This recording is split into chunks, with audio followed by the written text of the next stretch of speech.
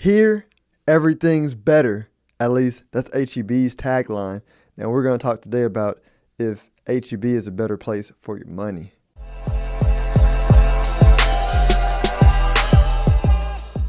All right, before we begin, make sure you like and subscribe. We're talking about HEB, and before we begin, for those of you who sat in front of the class in school and were the teacher's favorite, right? Side note, like I was that way for some years too. You're probably going, hey, you can't buy HEB on the stock market. You can't. It's a private company, right? We're looking at it for a couple of reasons. Private companies become public. And I'm just also looking at it as a way to continually teach you at least a little bit that I know about how to break down a company and decide if it's a decent investment or not. What dream did HEB help bring to life for Lady Market? Well, HEB didn't invent anything new. They just made grocery shopping way better. Think friendly staff, cool local finds, and great food at good prices. They took everything you wish a grocery store was and actually made it happen. HEB's niche, being a hometown hero of grocery stores. They know what Texans love and make shopping feel like a friendly party, not a chore. I actually genuinely enjoy going to HEB multiple times a week. So about a decade ago, Whole Markets was worth about $11.3 billion. It had came out way before then, but that was when it sort of hit or popped up on like a lot of folks' radar. And it pulled up on Amazon's radar because Amazon bought it a few years later for about $13 billion.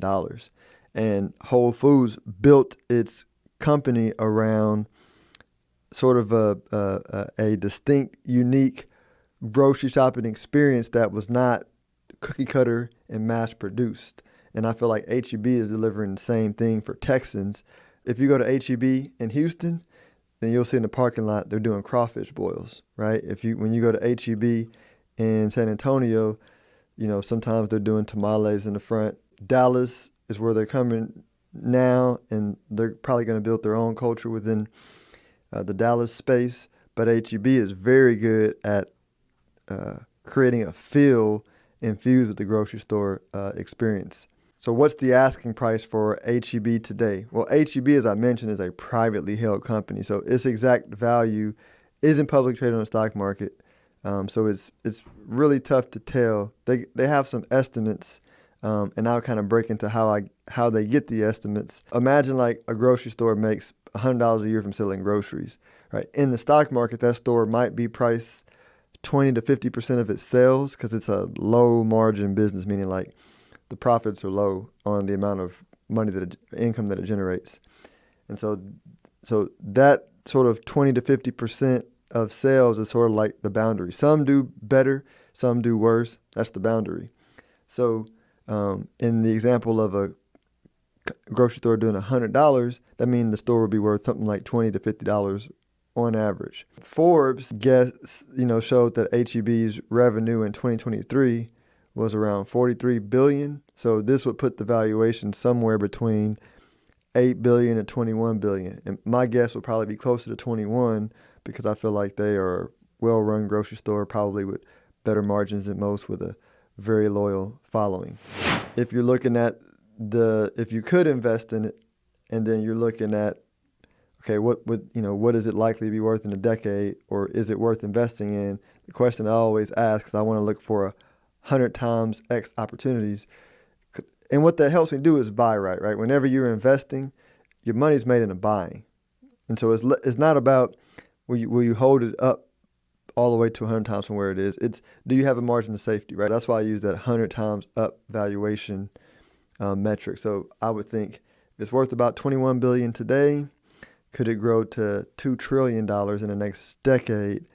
And I don't know. I wouldn't bet on that for HEB specifically because it took it a decade to double its sales. A decade ago, the sales were $20 billion.